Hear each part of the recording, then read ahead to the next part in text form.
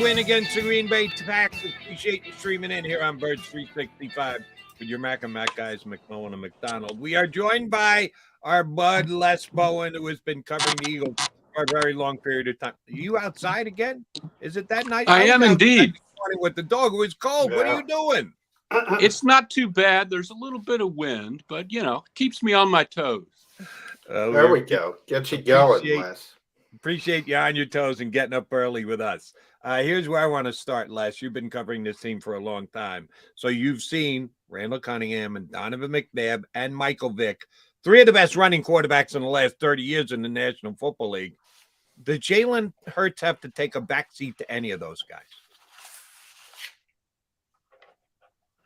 No, I don't think so. I didn't really cover Randall Cunningham. I did see him. I was here then. I wasn't covering the Eagles. He was an amazing, it looked so amazing the way he did it with that long angular frame and, the Carl Banks thing where he looks like a deer leaping over. That was visually more stunning, perhaps. And Michael Vick, I think, was faster, actually, than Jalen Hurts. Certainly in his young years, before he got to the Eagles, Vick was faster than Jalen Hurts. However, I never saw Michael Vick do that last night. That 157 yards, I don't really have any words for that. But the thing that impresses me about it is the 2 touchdown passes as well.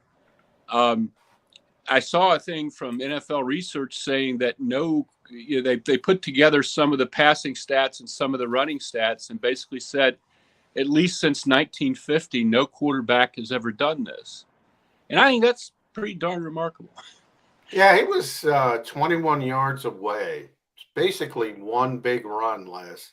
One more for setting the all-time record for quarterbacks for running in a game. Justin Fields said it earlier this year. Colin Kaepernick also did it in the playoffs at 181. So that's how close he was. I love the description. Jalen was asked after the game about his effectiveness and how, to explain it. And he said, I ran and they couldn't get me, which pretty much sums it up. I don't know. After watching the Indianapolis game, what the heck was Green Bay thinking? I mean, there's got to be a better 363 yards of rushing. I told Jody those are like college numbers. You don't see that in the NFL. Is it Jalen Hurts? Is it the offensive line? Is it the play calling? How do you get 363 yards rushing? We lost Les. Do you have them, Jody? Give it to me again? You don't have Les, do you? No. I didn't know if it was me or not. So 363 yards rushing. What is it, Jalen? Is it the coaching staff? Is it the offensive line? Obviously, it's a little bit of everything. But what's the biggest part of it? And that's the most impressive thing about it, J-Mac. I do really believe it's a combination. If I just thought that Jalen Hurts' talent outsurpassed everything else and that he was doing this on his own, I'd say so. If I thought that I could go back there and run the football behind that Eagle offensive line, I'd say so. If I didn't think the Green Bay's lame defensive attempts against the run were part of it, I'd say so. No, it's a little bit of everything. And I hope we've got Les back. We're just saying, Les, that last night was, while I asked you specifically about Jalen Hurts, it was a team effort with the offensive line getting the job done and the Packers not being great against it. This team is now 10-1, and they are doing so as a team. So I think the credit's got to be shared across the board on the offense. Don't you agree? Oh, sure. And you need to savor that if you're an Eagles fan. I know there are plenty of things you can look at from last night and, find fault with, and I certainly will and have. But 10-1, I mean, how many times are we going to see that as people around the Eagles? How many times are Eagles fans going to see that? You need to kind of sit back and take it in a little bit. And Hurts certainly was not the entire show. Miles Sanders had an incredible game. The offensive line, after some first half foibles, I thought, I still don't understand how they can ever not pick up 4th and inches. But, it's the second half, especially that last drive when they got the ball back after the onside kick and had to get a first down to run out the clock. And what was a is Les freezing up on us again? Yeah, we got breezing less. So evidently it is. He said it was nice out. I went out this morning. It was a little chilly. I had to put a coat on it. And we got breezing less. So it isn't nice out, Les. You are freezing. Let's see if Les gets the joke. No, not yet. Do we have you back, Les? No, we still got. Well, we'll continue to talk. Issues. I know one thing because I know Les well enough. I know he's going to complain about the special teams as well. He should. Let's pop him up. Les, special teams, if you can hear me. I know you've been harping on that pretty much all season, rightfully so. I think it hit rock bottom last night. I mean, they couldn't cover a kick at all. And the kid on Green Bay was acting like he was Cordero Patterson taking it 8 yards deep out of the end zone because they had no respect for the Eagles kick coverage. Now, I know they're 10-1. I know this is nitpicking, but man, that's got to stop at some point. They got to figure that out. Well, Les, not hearing us? No. It seems like Les isn't hearing us. We're seeing him move around. That wasn't the frozen Les, but it was the still can't have the conversation with Les. All right, speaking of conversations, what's the conversation between Nick Sirianni and Michael Clay like today? I know that's interesting. That's interesting because, I laughed and I made, I laughed at people who were, say fire Jonathan Gannon after the loss to Washington. I mean, that to me is just ludicrous when you're 10-1. To a certain degree, I say the same thing with Michael Clay. Well, he's not getting fired. They're 10-1. You don't fire coaches when you're 10-1. But I will say after the season, it's got to be a conversation. And Les, do we have you? Yes, I'm sorry. Yes. So we're talking about special teams. We're talking about the kick coverage, and it was consistently bad. I mean, kick every time that kid from Green Bay. I mean, 50-yard line, short fields. This has been going on to a certain degree all season. Well, but something really has been, bad. it hasn't always been kickoff coverage. In fact, for a while they were doing really well on kickoff coverage, but almost every week there's some sort of special teams disaster. Yeah. A fake punt that's converted, a field goal that was blocked in the Minnesota game that could have been a touchdown that would have turned the game around.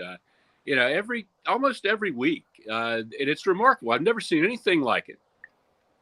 I know our Rube Frank said last night on TV, you can't fire the special teams coach in the middle of the season, but I would. And he said, so, I at least bring in a consultant for this guy or something. I don't know. If it's a personnel problem, go get the personnel. It's not that hard to fix if it's personnel, but it's not like finding a quarterback or something. What in the world is going on with this, and why aren't they fixing it? Hold on. Let's not move past one of your points there, Les, because I think it's an outstanding one. Just this past week, they brought in one of the cast-asides of the Colts coaching staff, right? The offensive guy to give a helping hand to the defense, to point at certain things that he thinks the Eagles defense is going to face in these next coming weeks. We see Howie Roseman pick up both Ndamukong Suh and Linval Joseph off the scrap heap. So they are all in, do whatever it takes, maybe even unconventional. Why not bring in a consultant for special teams this week? That wouldn't fly in the face of the way NFL does things, would it, you guys? No, I don't think so. But you know, it is interesting because Les points out it's been consistent and it's been varied. It's been a different portion of special teams. Even yesterday, you had the missed PAT before Jake Elliott made the big field goal late. The punt return game, we've talked a lot about Britton Covey. They seem to like him.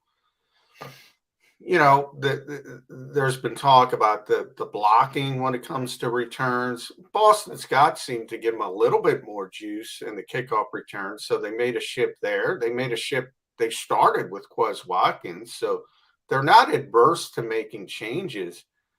I don't know. I'm at a loss. I don't understand. This is such a good team. Yeah. And they can't figure out special teams. It's kind of amazing. If you're 10-1, you have enough talent to cover kicks. Yeah. I'm sorry. You know, I mean, years ago, Malcolm Jenkins would run downfield on these things. Yes. Yeah. If you're having a problem, I know this is crazy, but put Darius Slay out there. Put somebody, you know, find somebody that can run down the field and make a tackle. That last kickoff, Elliott almost kicked it onto Patterson Avenue, and the guy still ran it out and still got 50 yards. Yeah. It was unbelievable. I know it sounds like we're focusing on the negative here after a huge win, but it was almost as extraordinary as the 363 rushing yards. It really was. I can't remember ever seeing anything quite like it. Yeah, well, the reason why I'm harping on it, Les, is it was, and Jody brings up, it was a 40-33 game, and it really wasn't, you know, out of the Eagles had to pick up the big first down. Elliott had to kick a big field goal. Green Bay was still in the game, and the reason they were still in the game is because they had all these short fields. The defense only gave up 3 drives. I think it was 3 drives of over 50 yards. So it was all short fields, enabling Green Bay to stay in the football game, which to me is why it's a big concern. And those hidden yards, he had, I think it was 100, I have to look at it, 170 some odd yards in kickoff returns. Now think about that hidden yardage. Yeah. In three kickoff returns, I believe. I think they had 2 that they didn't return, perhaps. I don't know. But, the defense, you know, didn't play real well. But you can't have those short fields with this defense. It's not that kind of defense. I mean, no defense is that kind of defense where you continually want to you're almost in field goal range when the first time you snap the ball. It's absurd. Yeah. 5 for 172, by the way. On kickoff returns. 5 for 172. That's not good. The Eagles never get those kind of returns. So when the opposition does, it does sting pretty good. Defense, let's stay there. They lose Chauncey Gardner-Johnson relatively early in the game. To Reed Blankenship's credit, he comes in, steps in front of a pass. That actually was a pretty big play and a momentum changer in the game. But then later, he takes a bad angle on Christian Watson, and that was a mismatch as far as pure speed goes. Watson just ran by him and also Marcus Epps for the long touchdown. How painful and we don't know yet if Watson's going to be out for a while. They're already down Maddox. Is the defense all of a sudden pretty shorthanded if Gardner-Johnson's going to be out for a bit?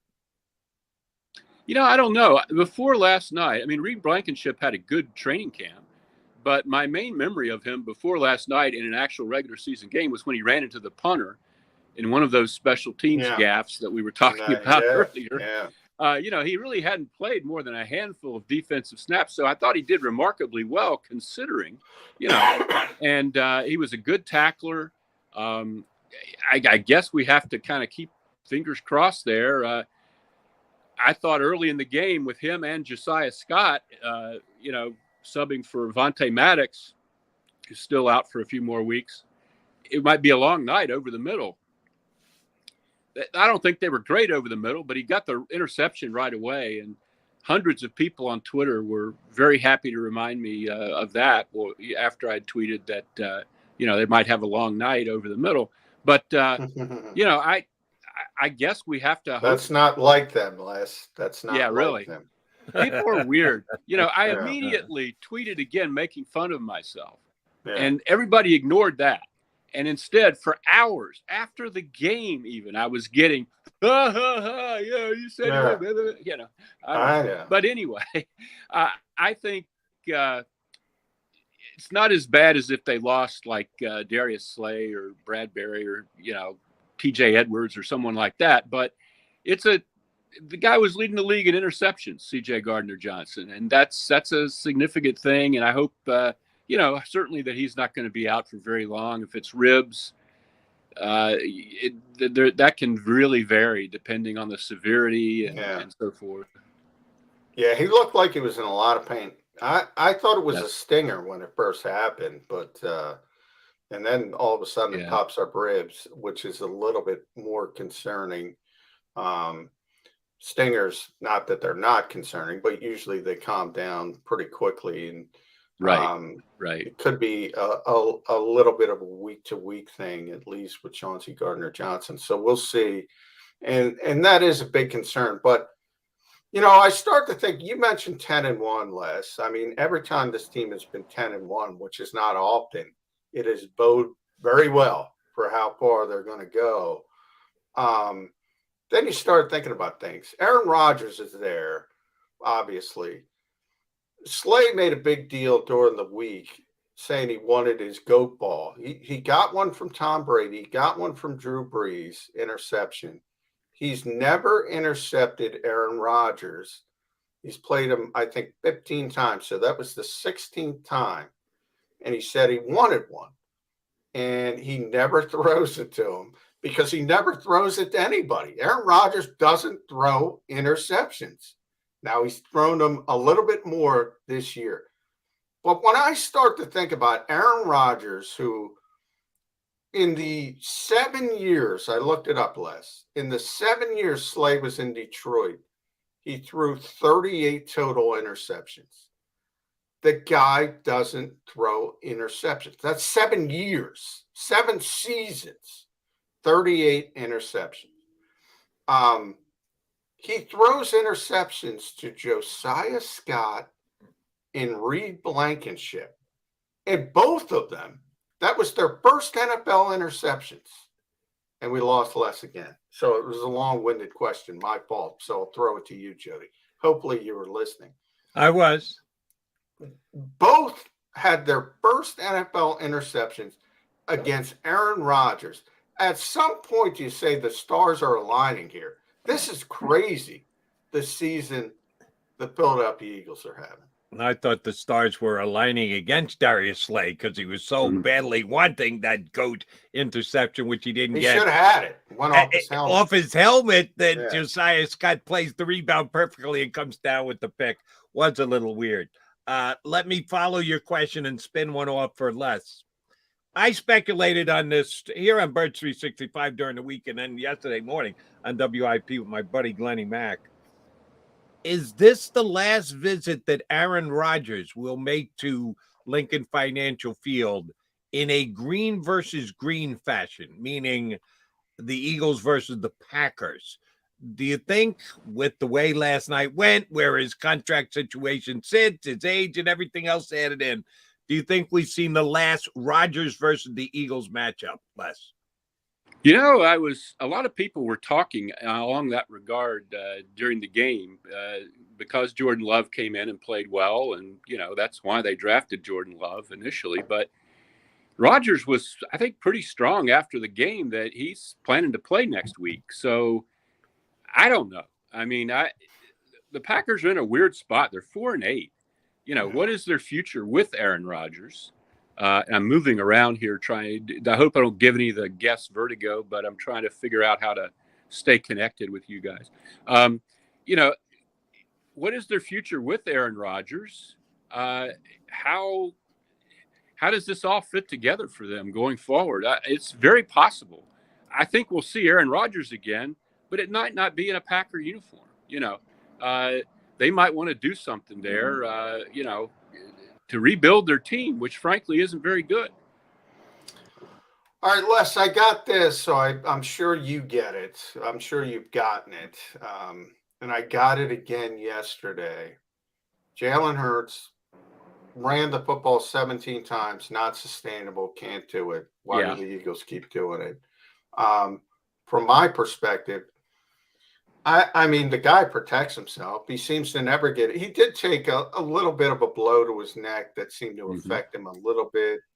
I don't know how you legislate that. I don't see a ton of designed runs. There's some, but if you look at 17, I mean, throw 4 quarterback sneaks right off the top. So that knocks it down to 13. Right. Then you have the off schedule stuff. So maybe you have 5 or 6 design runs. I haven't gone through it to get the total number. I don't think it's that big of a deal. Do you think it's that big of a deal?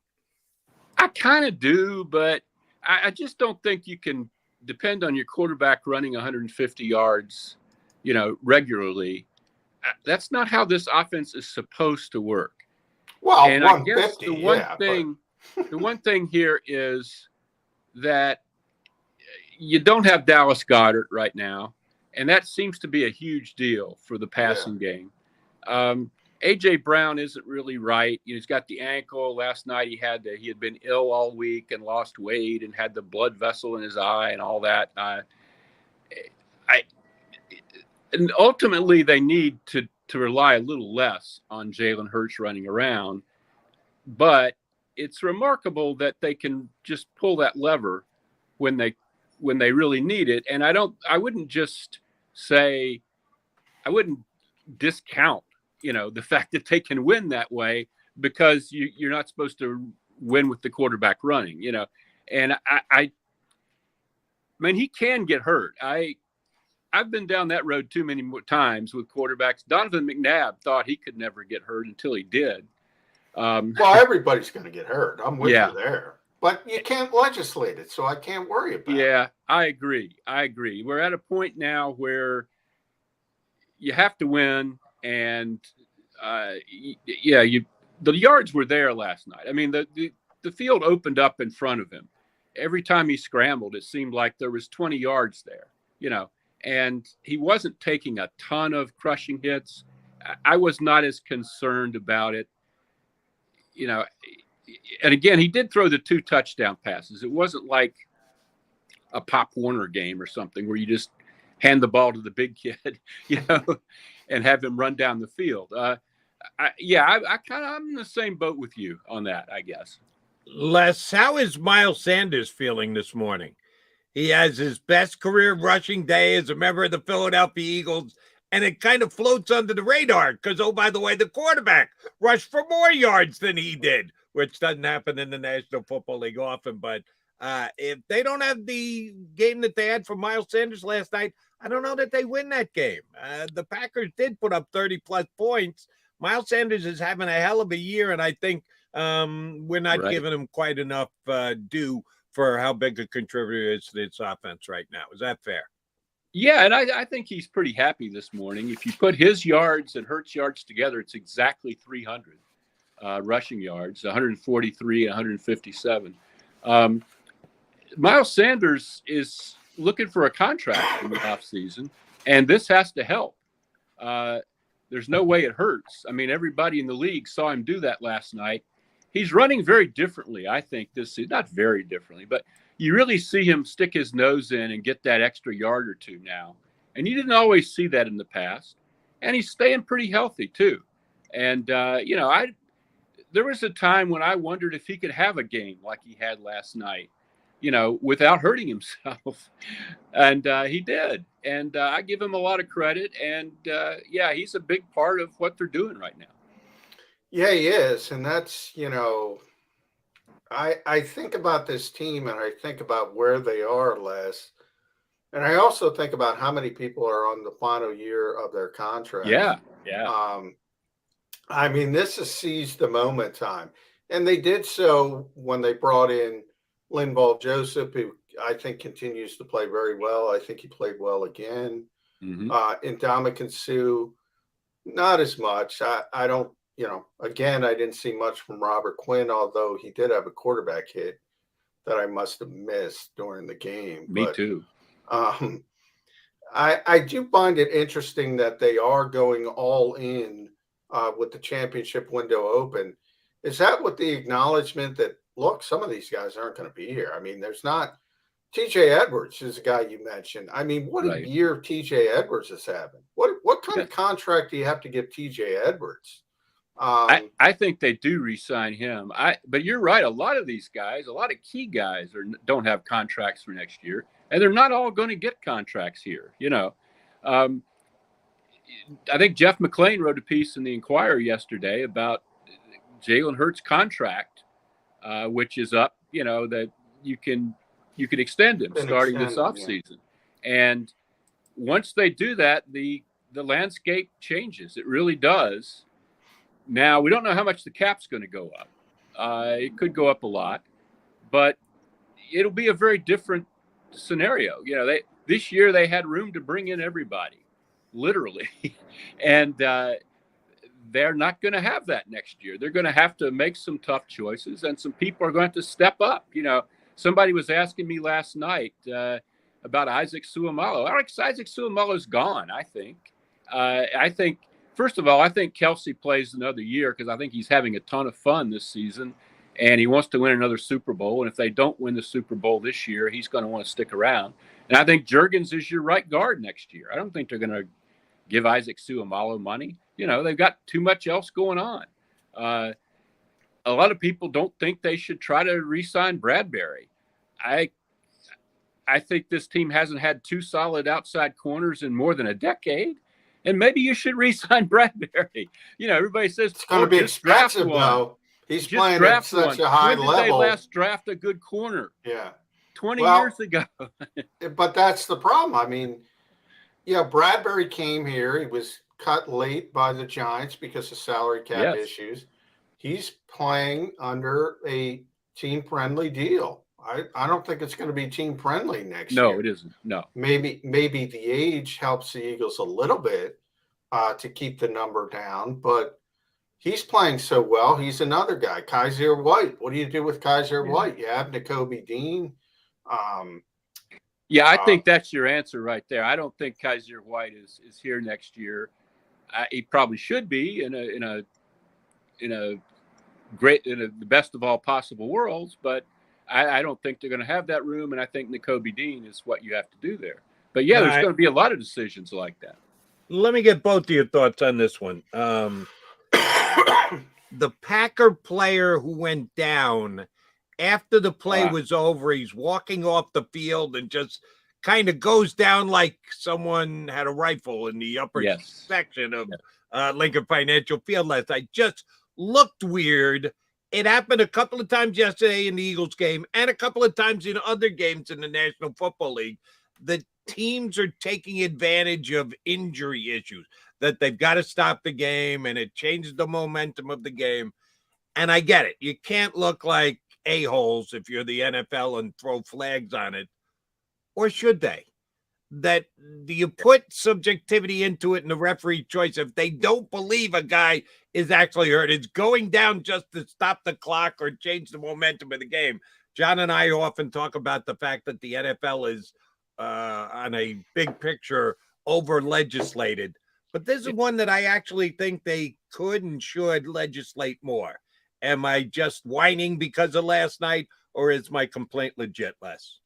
Your complaint is extremely legit, but I don't see how you would do that in a practical sense. I don't know how you could do it. I don't see how it would work. I mean, Jair Alexander was legitimately battling stuff, throughout the game. You can kind of tell. I mean, that was a linebacker, 58, that did the flop, and they had the medical personnel run out and all that stuff. But you could tell from rewinding the tape, what he had done. I didn't see anything else from the Packers that was like that. And I hate when the fans start, booing everybody that goes down. A guy's writhing in pain and they're booing. That just isn't a good thing. But I don't know what you do. It's it's silly. I mean, all they were trying to do was disrupt the tempo there, you know?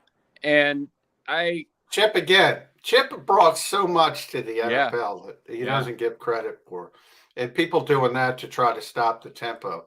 But I will, Les, you bring up, all it takes is one person, right? It was a weird night. It was really hot. Yeah. It was humid. It was raining. Not hot, but hotter than it should be this time of year.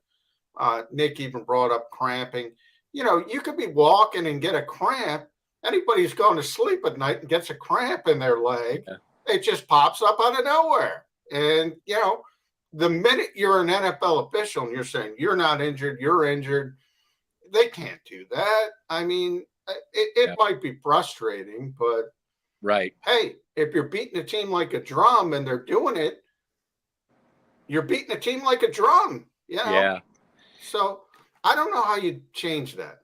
And it was weird because at least once I saw I don't remember now who it was, a Green Bay player who was injured and was like hobbling off the field, desperately trying to get to the side. He was doing the opposite of that. So I don't know. I don't know if they talked about it. I don't know if this was the linebacker's idea, on his own. I don't like it. I think they should maybe talk to coaches about it privately.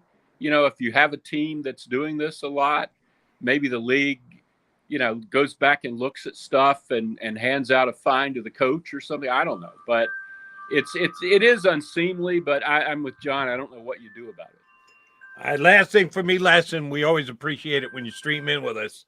I said to John earlier in the show that until Jake Elliott kicked that field goal, the game sat in the balance for me. I didn't feel like the Eagles had won the game.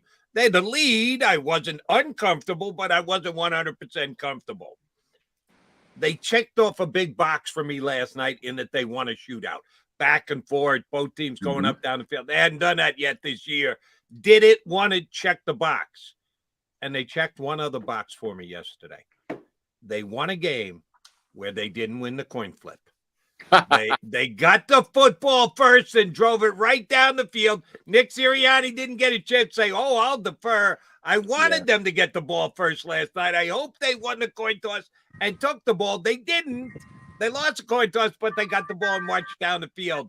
Will that give Sirianni at least some shot of having an open mind on the coin flip going forward? Because I expect them to now win the coin flip the last 6 games. They've been that good at that. Will we actually see the Eagles have a game where they don't defer?